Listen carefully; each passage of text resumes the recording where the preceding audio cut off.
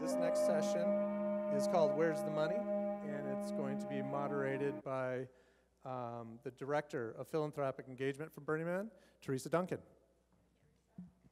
Hello, hello. I am so thrilled to be here today, and I want to talk to every single one of you, so hopefully there'll be time afterwards to do that, because I want to hear all about your wonderful art projects you've done and your wonderful future ambitions. I want to thank the Department of Arts and Civic Engagement for hosting this and putting this all together, and the whole production team. Thank you for that. I'm going to start in kind of an unusual spot. I'm going to talk about violins for just a moment.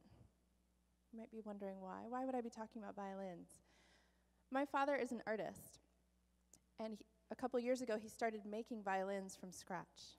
And they are stunning. They are beautiful. He's making violins, violas, and just this weekend he put the last bit of varnish on his very first cello. They're exquisite. To make an instrument like this that is completely beautiful in the style of Stradivarius and that can actually create beautiful music takes a bit of obsession. So when after I've been observing my father over the last couple of years, working on these violins, he is obsessed with violins. He thinks about them constantly. He dreams of them. He wakes up every morning and he jumps out of bed at 5:30 in the morning to start working on his violins. How many of you can relate to that obsession? I thought there might be a few hands like that in the audience. And that obsession leaves little room for fundraising. How many can relate to that? So what we want to do today is to talk about that. We want you to focus as much as possible on your art and on your passion, on that obsession. But in order to do that, fundraising is a necessary part of it. And what I really want us to think about as we go through this presentation is shifting our mindset a little bit away from asking for a favor. We're not asking for a favor. We're not asking for a handout. We are not asking for a gift that someone can't give. What we are really doing is inviting the community to participate. And for those of us that are not artistically inclined, I'll raise my hand on that one, the opportunity to participate and engage with the art projects that you're creating is an opportunity, and it is a gift. So we want to look at it from that mindset, that there is abundance, not scarcity, and when we talk about fundraising, it's really an invitation to engage. So today we have two really outstanding panelists. I'm going to introduce both, and you're going to hear more about their expertise. The first panelist I'd like to introduce to you is Leah Lamb. And Leah is joining us to talk about crowdfunding today. So I'm sure you all have questions about that. I see some nodding heads. I also want to say that this morning, as I was on a plane headed back to San Francisco, I found myself in tears because I was reading an article that Leah Lamb wrote. And you might be surprised by the title. The title is, if you haven't heard it, How I Got Fucked by Burning Man. And other sacred ceremonies. And other sacred ceremonies. It's a long title. So first of all, I saw this title and I thought, oh my God, what kind of panel am I getting into today? And then I realized it was this beautiful, heart-opening story of her experience on the playa, many of her experiences on the playa. I encourage you to read it. It's really beautiful. It brought me to tears. The story really resonated with me. I'm sure it will with all of you as well. We also have with us today Katie, who is from the Rainin Foundation. The Rainin Foundation is doing extraordinary work here in the Bay Area. They are supporting artists, they're supporting artist collectives, artist communities, even going as far as to recognizing that artists can no longer afford studios, can no longer afford rent in the Bay Area, and finding really creative solutions to that. Katie also hails with a master's degree in Arts Administration and Policy from the school, the Art Institute of Chicago, which was the very first art museum I ever went to. So I can appreciate her background as well. So we're going to hear from Katie about her experience with partnerships and with public art funding. And we will have plenty of time for questions as we conclude the session. And so I'd like to start us off by having Leah tell us a bit about her crowdsourcing. Theresa, maybe we want to move the slide so she's not backed by my PowerPoint and the light blasting her. We could do that. If we could go one slide back to the Burning Man Arts slide, if that works. It's a little lighter light. Alternatively, if you don't mind switching, we could have Katie lead, if that works for you. Either way. Okay, so why don't we do that? We'll have Katie lead, and then that way we can kind of turn off the PowerPoint and the blinding light that accompanies it. So, okay, we'll be Sorry to flexible. mix things up. No, it's all yours, Katie. We'd love to hear about your experience. Okay. So, I don't know, is there a spot where I'm supposed to point this? No? Oh, just pressing it really hard. I can do that. Okay, so as a grant maker, you know, I work for the Rainin Foundation, a local family foundation. I do a lot of thinking about money. And not to be crass about it, I think about money because I'm thinking about how best to support artists. What systems need to be in place in order to do that? How can we make the arts thrive here? Okay. So one of the things I do when I go and see performances, especially, which I do a lot of, is look for what kinds of support they have. And sometimes you can find that in the programs for the performances, like up here you can see they've listed all their institutional funders. But oftentimes this doesn't really tell the full story, as many of you know. Most of the time there are various sources of income for any given project at once, whether we're talking about a performance, we're talking about an exhibition, a piece going onto the playa. There are various sources of income, and you know, sometimes it's ticket sales, sometimes it's donations. You can get that through crowdfunding, as Leah's going to talk about. Grants, which can be from private foundations like ours, or public sources like the City of San Francisco. And oftentimes, there's in-kind support. Oh, I've already switched to the next one. But a lot of sweat equity goes into projects, and I just want to acknowledge that in-kind is kind of a fancy way of saying uncompensated labor. For me, there can be other types of in-kind support, but that's one of them. What's that? Yeah. So, I mean, how does one fund a project like this? There's no program behind this. You can't look for the institutional supporters, and who knows if there were institutional supporters. It can be really, really tough to figure out how these projects, who got this giant structure to the playa? And then beyond that, who brought it back to the city? How in the hell did they make that happen? You know, I ask myself those questions sometimes in looking at projects of this scale. It's really incredible to see that this kind of work can happen and not only be placed on the playa, but be brought back. But I want to take a moment to hear from some of you to learn more about sort of your experience level with applying for grants. You know, whether you've applied for grants to bring your work to the playa or had support for work being brought back to the city. How many of you have applied for a grant before, period? Okay, great. And how many of you have had work supported that you've brought to the playa by a grant? Oh, great. And how many of you have shown your work in the city and had that supported by a grant? Right, that's great, that's amazing. Yeah, this kind of funding can be really hard to come by, and so it's really impressive when you have the ability to access those funding. Oftentimes, you know, and I'd love to hear from more of you in terms of how you made that happen, but oftentimes it takes a lot of pushing. It takes a lot of you know, applying and being rejected, forging relationships, pushing forward, and just believing in yourself that, you know, you want to make this work happen.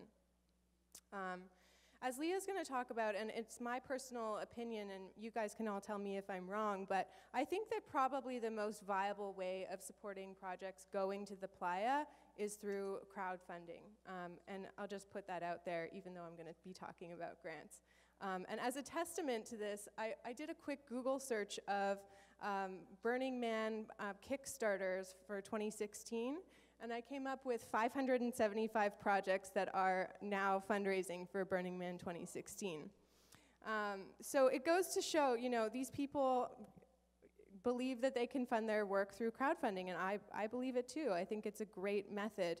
And I think it's actually something quite unique about Burning Man in that, you all have a wonderful built-in community that you can access and tap for support for your work. So I think in some ways Burning Man artists have a leg up in terms of not having to build from the ground up a community. A lot of organizations that I work with wonder about how to develop their audiences. You guys already have a mass audience, so I think that crowdfunding is a great match for that kind of community. Another option is private commissioning. Obviously, this is a little less obvious. It's harder to find who might be able to support your work, but again, it's about relationship building.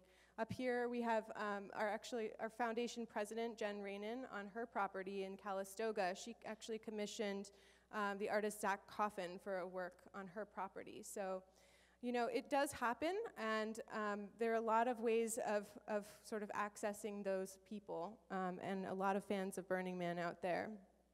As many of you know, there's a lot of projects that also end up in other festivals, so that can be a good way of covering costs as well. This piece here was actually shown at Burning Man as well as Coachella, like some projects, other projects too. This one I think was from 2015, I believe. Charles Gadekin is the artist.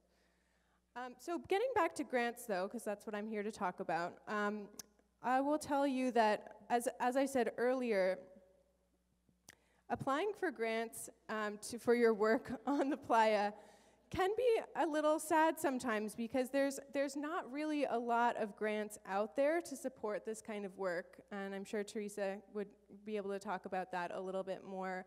I'm just surfing the Burning Man website, and when you look at the honorariums that they offer for artists trying to bring their work to the playa, they're very open about the fact that most applicants are going to be declined because they just don't have the resources. They don't have an endowment like a foundation. So while those grants exist, it does seem that they're quite competitive. Yeah, this is just one of the, that's a little screenshot of the BlackRock Arts application. Another program that Burning Man has, and again, Theresa will be able to elaborate on this, is the Global Arts Program, which I was fascinated to learn more about. This is for projects that happen all over the world. Naturally, it's a global program. And it's all about interactive art. So there are various ways that artists are exploring this in sort of the philosophy of Burning Man with regard to interactivity. And I really encourage you to take a look at the video on the website of the projects that they've supported through that program. It's fascinating. I took some screenshots up here that you can see. These are some other funders that I have picked up on that have supported some Burning Man art in the city. You know, we have the San Francisco Arts Commission here. There's Palo Alto, City of Palo Alto, City of Oakland. Some of you might be aware of projects like David Best's Temple in Patricia's Green. That was a collaborative effort of Burning Man and the San Francisco Arts Commission to make that happen. And it was a very unique opportunity. And then this one here is a project, I believe the artist is Michael Christian, is that right? Right? And many student artists that collaborated on this. And it is the bike wheel in downtown Oakland, which was part of Uptown Art Park. So there are city supporters out there. Oftentimes it's about relationships, it's about sort of planting the seed, hey, we have this piece available, working with Burning Man in order to sort of bridge those relationships. I don't know if I'm over-promising Burning Man here, but I think that you really, if you partner with Burning Man on that kind of initiative, that you're more likely to find some support within city government for it. One thing I would suggest, if you are really interested in bringing your work to the city, probably some of you already know about this, there is an opportunity within the San Francisco Arts Commission to become a pre-qualified artist. That means that you will be part of a pool of applicants that they will go to provide, they'll make you aware of opportunities to apply for public art installations. So you have kind of a leg up on some of the other artists. And there's a lot of information about that online that you can check out. Unfortunately, with the San Francisco Arts Commission, a huge amount of their budget is dedicated to supporting their permanent collection. So they don't have a lot of spare money lying around in order to fund projects that are new or temporary or outside of what they already have. And so that's something to keep in mind, is that while the opportunities might be sort of few and far between, unfortunately they're just few and far between. I'll just leave it there.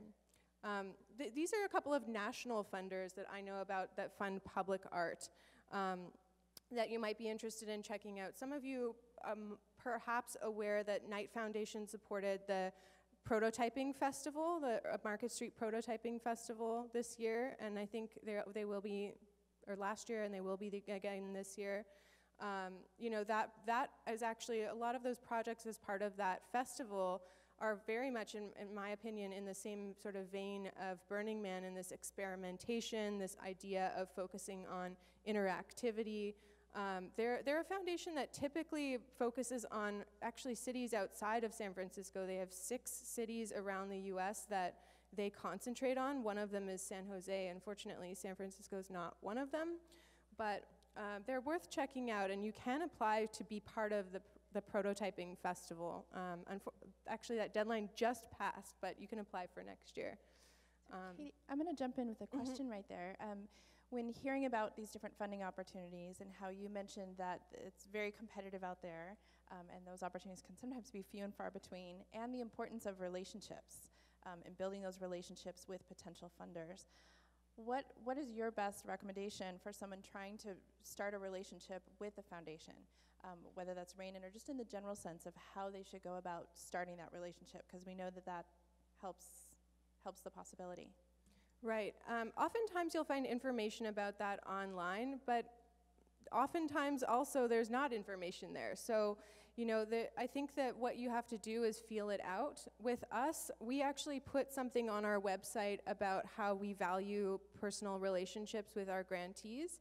I personally love it when somebody writes me out of the blue to introduce themselves, an artist, and just say, hey, this is who I am, this is what my work is about. Is there a possibility we could schedule a time to talk? And I love, especially if they are applying for a grant, to take 20 minutes or so just to chat with them about their application. Because for me, it's really hard to see when an artist has applied for something and then they've made a small mistake, or they could have positioned the project slightly differently had they known, and maybe that's something that I could have discussed with them in advance of applying. Feels like a missed opportunity if an artist does something like that, especially if it's a project that we'd otherwise be really interested in. But on the other hand, I know a lot of foundations that aren't so warm and friendly with their grantees, and it can be hard to access those people. Some of the larger foundations have things on their website like no phone calls, and don't contact us. In those cases, I still suggest contacting them. But I would suggest getting someone to introduce you to them. So sometimes we actually have very good relationships with all of the grant makers in the Bay Area. And if we have a grantee, let's say it's a theater company that we want to introduce, that we know might be of interest to this other foundation, and they are very interested in getting to know them, we might facilitate an introduction. Thank you. That's perfect.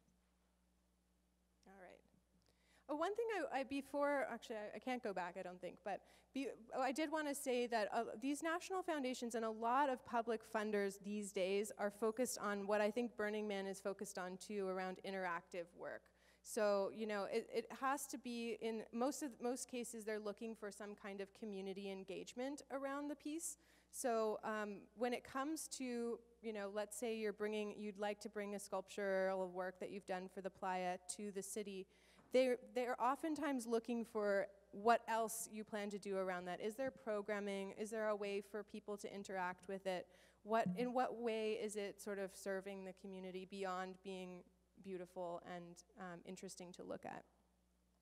I just wanted to share this resource. We've been doing a lot of research lately about public art at the Kenneth Rainin Foundation because, and I'll tell you more about this in a moment, we're launching our own public art program. But we came across this resource called the Public Art Toolkit, which is by Forecast Art. And they put out a magazine about public art, which is interesting as well. But they have a lot of wonderful information about how to realize large-scale works. If you're a studio artist, how do you start creating larger scale? What kind of players are usually involved? How do you go about permitting? There's a lot of useful stuff in there, so I just throw that out there as a resource. And then finally, I will talk a little bit about the public art program that we just launched last week. So we're very, very excited about this. It's going to have roughly $400,000 budget annually. So that money will support projects both in San Francisco and Oakland. And we are thrilled. One of the pilot projects we did, which is pictured up here, sort of in anticipation of beginning this program, was called Light Up Central Market, which you may have seen on Market Street recently. It's been outside of the hall and across from the luggage store gallery. We have learned a whole lot through this process, actually, of installing this piece. Basically, you know, all the different stakeholders involved, all of the residents in the area, all of the logistics relating to the installation. I could go on about it. It actually, sadly, was removed the other day, and I'd be happy to elaborate on that, but I don't want to take up too much time. This is a little bit more about our program. This is the landing page. The program's called Open Spaces, and as I said, it supports projects in Oakland and San Francisco, and we are concentrating on temporary works. So that means that we are looking at projects roughly that usually won't last more than a year. And we're concentrating on place-based works, and by that we mean that it somehow reflects the place in which it's planned to be positioned and somehow speaks to the community that it's being placed within. And we also have a training and education component of the program, which I'm thrilled about because I think that there are so many opportunities for artists, so many promising artists in the Bay Area who are working smaller scale that have the ability and potential to bring their work to larger installations. So we are going to be having a lot of public events around that, a lot of wonderful speaker series, and also some technical workshops. So if you're not already on our mailing list, please sign up. Those will be open regardless of whether you're an applicant to the program, and we'd be thrilled to have you. And I think that's it. So hopefully I didn't go too over time. No, that's fantastic. You were full of really wonderful information, Katie. And I think when we invited Katie to be a panelist, we were very happy that she would be sharing some of her ideas and best insights. We had no idea she'd actually offer the audience a grant opportunity. So thank you for that. And I really encourage you to check out their website, their information, and specifically this new opportunity to submit for a grant. It's really well created and very well thought out in terms of what it will lead to after. So really, I encourage you to explore that. We're going to have time for questions for Katie after we have another expert share with us her experience with crowdfunding. So we're going to shift gears just a little bit. We wanted to give you different tastes of fundraising today. So now we're going to shift to a more public platform with Leah. Thank you, Leah. Great. How many people here have run a crowdfunding campaign? Awesome. How many of those were successful? Well, I mean, that's not great. That's a good percentage. How many here want to run one? Okay, this is good. I just need to know what's going on. So I'm going to tell you a little story that I don't normally ever tell, but because it involves Burning Man and doing everything wrong that you could possibly imagine while running a Kickstarter campaign, I'm going to tell you, which was, I've actually run 3 of my own, and now I consult and advise on a lot of other ones. But my first one, I think was like back in 2012. I launched it the week before Burning Man. It was for this little short film. I thought I would just throw it up, and I would just go to Burning Man because, you know, that's what you do. And I made this agreement with my friend who happened to be able to tell me where I could go to get online, and I would bike my bike all the farthest corners, and I would check in to see if anyone had given to my campaign. And I came back, and lo and behold, nothing had happened.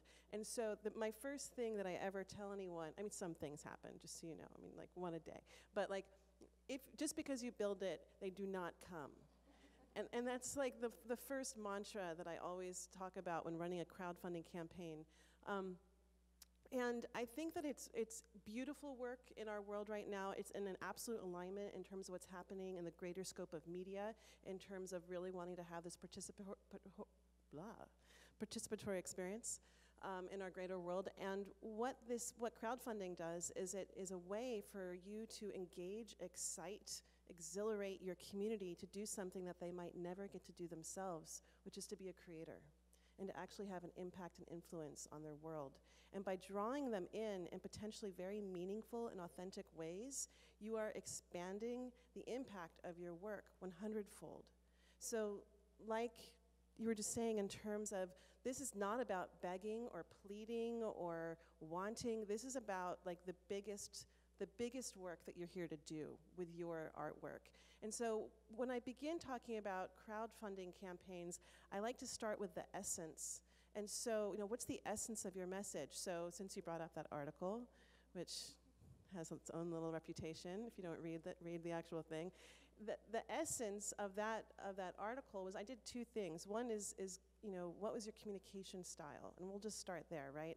So it's like whenever you launch a campaign, you want to have an epic communication style. If you are not a written communicator, if you are not great in front of the camera, this is not your time to figure it out by yourself. This is when you bring in all of your friends, all your allies, pay a consultant, call up your old college housemate, but make sure that you've got people there that can help you be and make it the absolute best, because people will judge you ruthlessly on the quality of your campaign. Whatever video you create is going to show them the kind of quality that you can create in your artwork. Now, I'm not saying it can't be simple, and I'm sorry, I'm just totally riffing here. So if you guys have questions, feel free to ask. Normally, I'm very linear in my description, but I'm just going with this. But it's just in terms of that piece, in terms of making sure that every single piece of your campaign is absolutely representational of the quality that you create. And I always actually recommend hiring a good editor. You can make a video on your iPhone. You really can. Anyone can do that. Not everyone can edit it to make it worthy of our attention.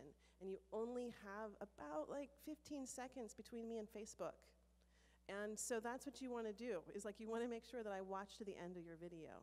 So I'm just going to go over some super basics, or I'm just going to also ask, in this time, I know that there's going to be deeper things, but are there any burning questions that people have about crowdfunding before I go over the basics? We only accept burning questions. Burning questions.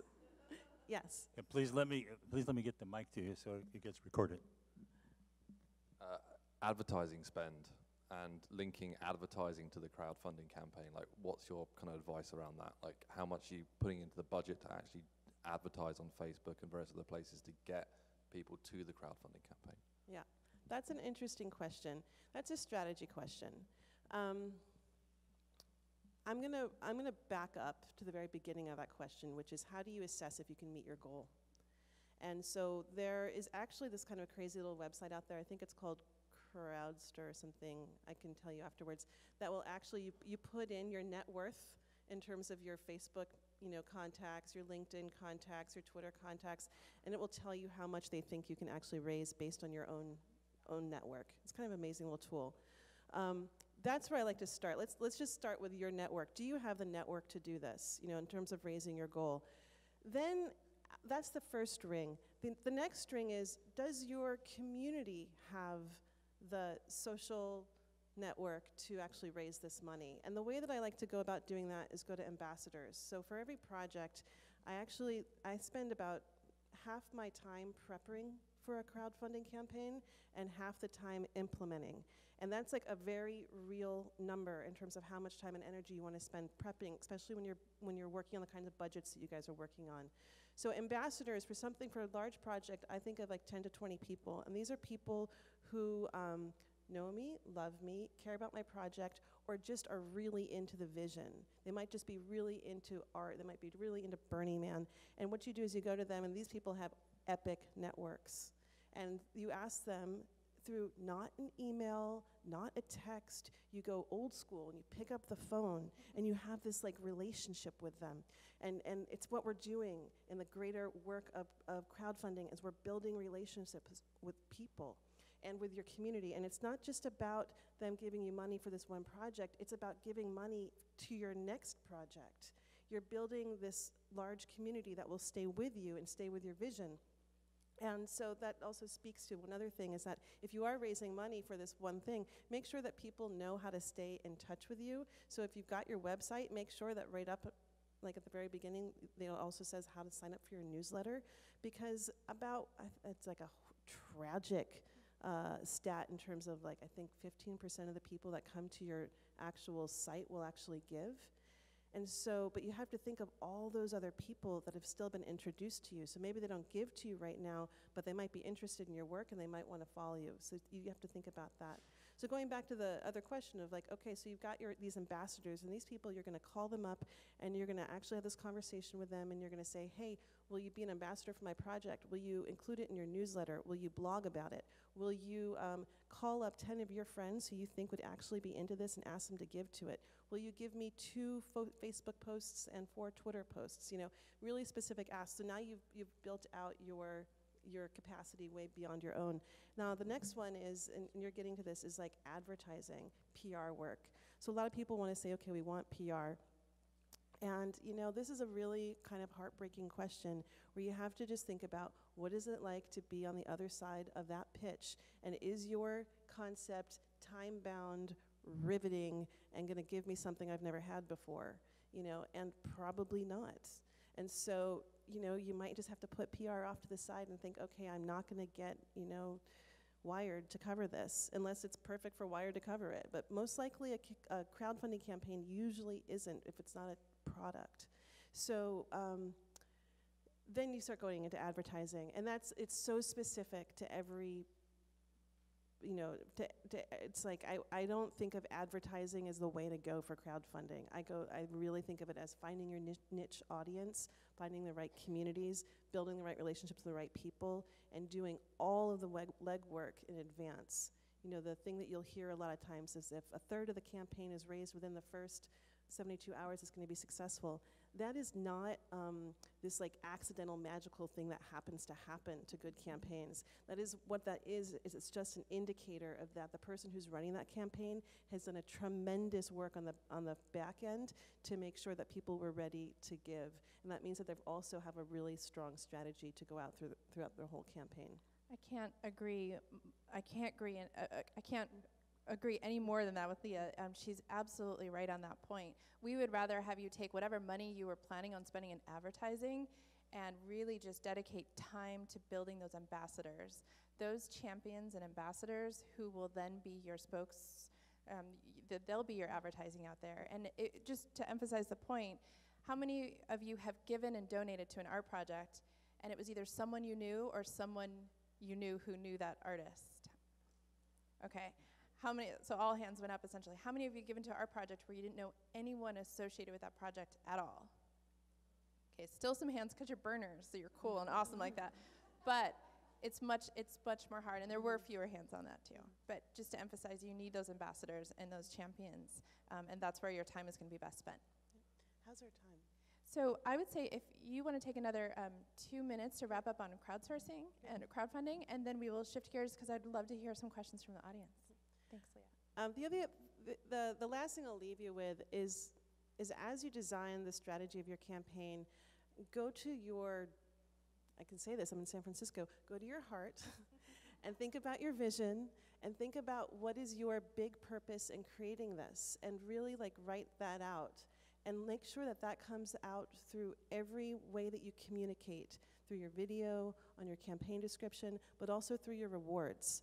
And then when you think about rewards, since we're thinking about that, you know, think about all the people in your network that can help out and donate things that you can give as part of your rewards, and then think of all your own skills that you can pimp out.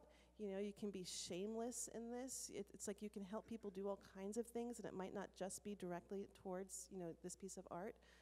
So it really is it's an art form to do a good crowdfunding campaign, and can be really fun.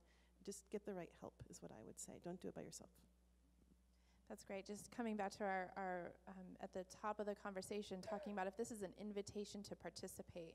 If we take that in a very literal way of the invitation, and you're throwing a party, let's say fundraising is that party, you would never want to throw a party by yourself, so invite your friends to help you throw the party. Your invitation better be beautiful, inspiring, and compelling, because you know how many parties happen in San Francisco every night, so you need to be able to compete with that.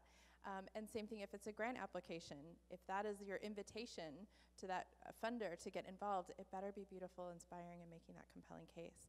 I think the hardest part about having two really extraordinary panelists is that you really want to hear more from all of them. We could have done really a full day session and really dive deep, which is why I'm really glad that this day is also structured with the intention that we want to take your burning questions and really dive deeper this fall and really get into some of these topics in more detail. So I want to thank our panelists, and then I'd love to open it up from questions from the audience. We'll start with Eleanor, and I think we have a mic so that we can make sure it's recorded. Great, thank you. I have a question for each one. What percentage does the asker have to give to the crowdfunder? No, the Kickstarter. What does Kickstarter keep from the amount that they generate? So generally, Kickstarter, most platforms take about 8%. The thing that you have to be extremely intelligent about is your taxes. So if you're raising a very, very large amount, you want to make sure that you do not raise that at the end of the year, because you're going to not have the time to spend it and resource it. I knew someone that raised over $130,000 and ended up with like $38,000 in their pocket based on fees and taxes and everything else that went wrong. So it's a great question in terms of really making sure you do your research about how much of what you raise will actually end up in your pocket from fees and taxes. And how long does it take for a grant to go through? It totally depends on the provider of the grant. For us, with our public art program that we're launching, we're going to be accepting letters of inquiry from, I think it's middle of May through end of June. And then actually by the time the funding gets out the door, it will be November, because it takes quite a while. We've been advised that we really need to give a lot of time for the applicants to develop full proposals. So once we make our decisions on the letters of inquiry and they're asked to submit full proposals, they're going to have 8 weeks to develop those. So it's in the name of getting really strong proposals. I think with us, usually our timelines are a little bit tighter, and I like to think that we're typically a fast turnaround in terms of a funder. So when it comes to like a city government or something like that, they can take their time. Thank you. And coming back to the question I heard some gasps when we talked about taxes and that percentage, that kind of scary thought. It depends on the size of your campaign. If you're doing a small scale campaign and you're not a non-for-profit, you shouldn't have as many issues. But if you're doing if you're over $100,000 and you're looking at more large scale projects, you want to think about opportunities like fiscal sponsorship, or if it's a much larger project, even thinking about nonprofit opportunities too. And we can share more resources with that as well. And another question, please. Hi, I have actually 3 questions. One, what is the name of the company that you put it in to see what you're worth? Okay. I don't remember, but here's what I'll tell you, is that if you go to my website, which is leahlamb.com, and look under crowdfunding, there's a 23-page PDF that's all about how to get ready to launch one. Okay. And if you use the gift code GIFT, you can download it for free. Okay. And in there is that information. Great. Okay, now my next question is, we don't have that much, we do have some to raise, but not a lot. And I've heard 2 different things of dividing our Kickstarter or our crowdfunding into 2 different campaigns. What do you think about that? And secondly, is it possible to have too many rewards on a Kickstarter? Yes. So it's like going to the cereal aisle. It's like we want to go in, we see that you're doing something cool, we want to get something that we like, and we want to get out. We don't want to have to work. So sometimes when there's so many options, you're like, oh my God, I'm so tired. So minimalize them, and what you want to do is you want to be really strategic. So one of the things that you can do is halfway through all campaigns, people get exhausted, you get exhausted, there's a big lull, it's just the nature of running campaigns. So you want to save some of your awesome rewards for halfway through so that you have something new and exciting to go back to the people with, maybe get them to increase their already goal because now you've given them a new option and a new cool reward. But keeping it really simple is great. Your first question, 2 campaigns, I need to know more information, but my first hit is that sounds exhaustive. It's a lot of work to run these. So what you can do is you can create like a stretch goal. So maybe you create your initial goal is what you actually really need is your number 1, and then hopefully you hit it right away within 1 or 2 weeks, and then you create your stretch goal for the thing, which is your ideal, if that makes sense. Okay, thank you. And I'd love to add to that. That's a great answer. I think when you think about the rewards and benefits that you have for your Kickstarter campaign, you may even, I encourage you to write in your description, say we are keeping benefits to a minimum so that we can focus our time on creating beautiful art. And remind them that that's what it's really about. And I think it's okay to be transparent and open about the resources you have. You could say due to limited resources and time, we're keeping these to a minimum. There's also a lot of fatigue out there for these types of campaigns. And if you give a gift and they're promising you the sun, the moon, and the stars, and maybe they give you half a ray of sunshine, if they're not fulfilling on those benefits, you actually leave a donor feeling worse off in the end.